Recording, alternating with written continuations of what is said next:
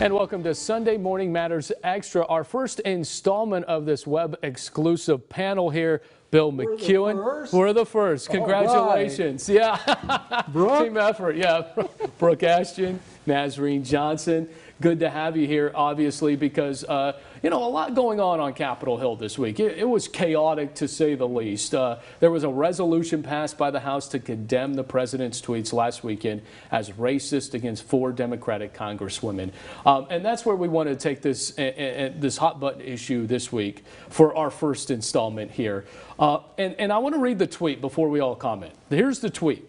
Quote, "So interesting to see progressive Democrat congresswomen who originally came from countries whose governments are a complete and total catastrophe, the worst, most corrupt and inept anywhere in the world, now loudly and viciously telling the people of the U.S., the greatest and most powerful nation on earth, how our government is to be run. Why don't they go back and help fix the totally broken and crime-infested places from which they came, then come back and show us how it's done?" Again, President Trump's tweet. Those 4 congresswomen come out and say this was a racist tweet. Nancy Pelosi and the entire House Democrats came out to vote on this, and they did vote. There was a vote taken, and that vote was that the tweets were racist. So, Nazreen, I'm going to start with you. When you look at this, are the tweets racist? Let's start with that. So I think the tweets are racist. Now, whether or not that means our president is a racist, I'm not going to name call, but I do believe that when you make statements like that, in fact, if you make that as an employer to an employee, we have federal laws prohibiting that. That is racial discrimination. So I think it's really important that we watch what words we use. And 3 out of the 4 of those women, their home country is the United States. So I think it's interesting that our president calls, says that about our country. You know, so you're saying, because President Trump says, I don't have a racist bone in my body. You're saying the tweets are racist, but that doesn't necessarily reflect that he is a racist? I'm not going to comment on whether or not our president is a racist. I believe that people can make racist comments. That was a racist comment. Without being racist. Is that possible? I'm not going to comment or call names on anybody, but I believe those are racist Brooke, comments. how do you see that? Well, as the conservative in the middle, first of all, absolutely not. They were not racist. Was it politically abrasive? I would say probably so.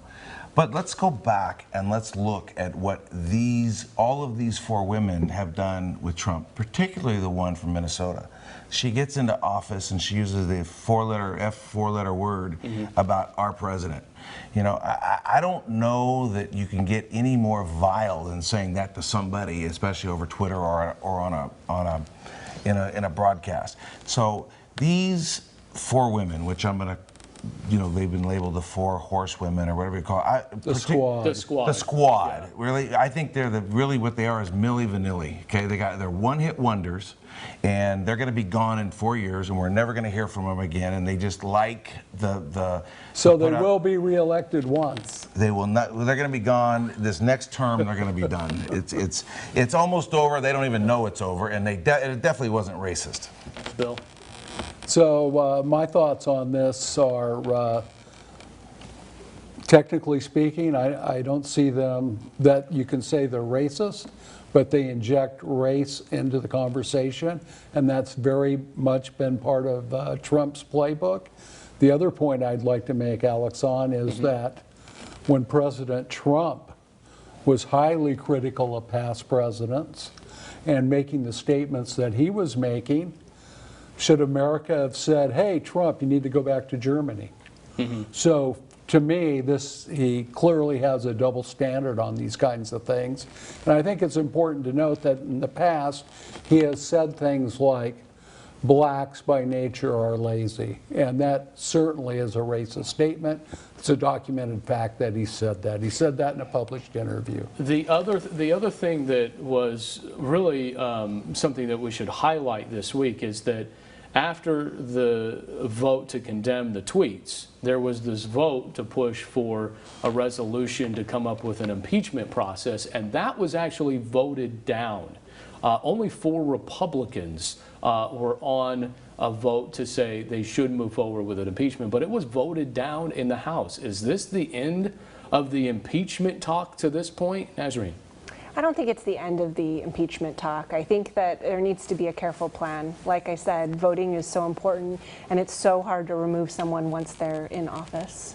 We have to be careful when we cast that vote. And that vote, and the census, you know, in what was it, 2022 is when it's going to really come out. But so it's not going to, you're not going to see that in 2020 though. Mm-hmm. That'll be interesting. Well, let's look at the totality of it all. We have the greatest economy that the U.S. has ever seen. We've got the lowest unemployment rates for African Americans, Hispanics. All races everybody's employed.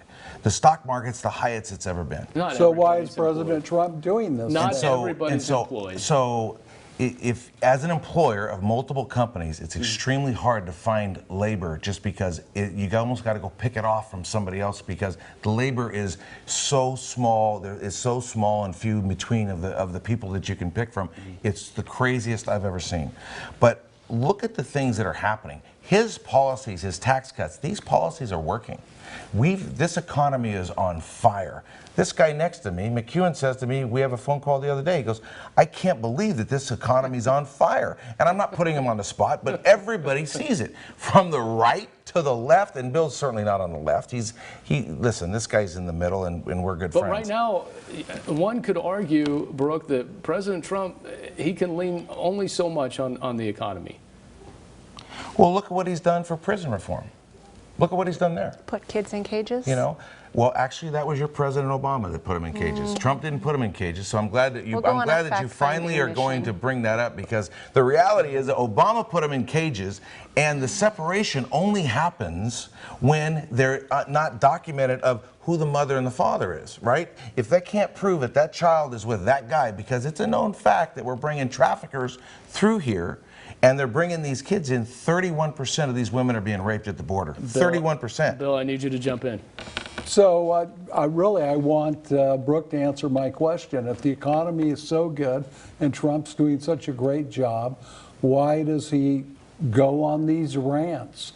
And why would he go after these people? Because he certainly engaged in his constitutional rights to be very critical of the President Obama, for example, in the past. And Bush. And I don't remember people saying, go back to Germany, Donald. Well, he's not from Germany. His family's from Austria.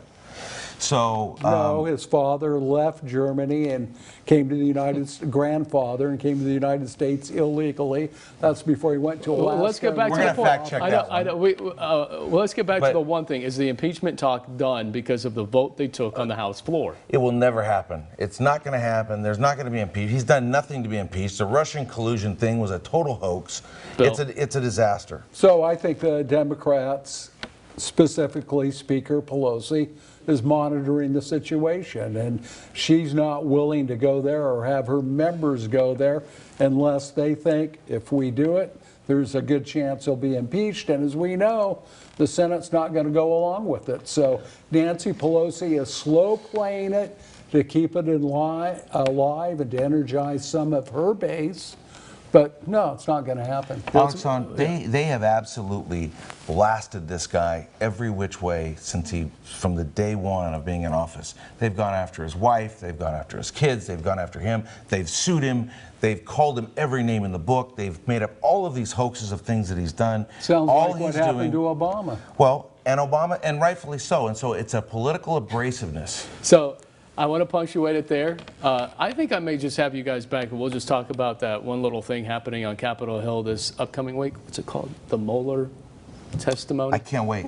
Yeah, it's going to be fun. Thank you, all of you, for being here. Our first Sunday Morning Matters Extra on yourcentralvalley.com. That's where you can catch it, including all our Facebook and social media platforms. Thanks for joining us.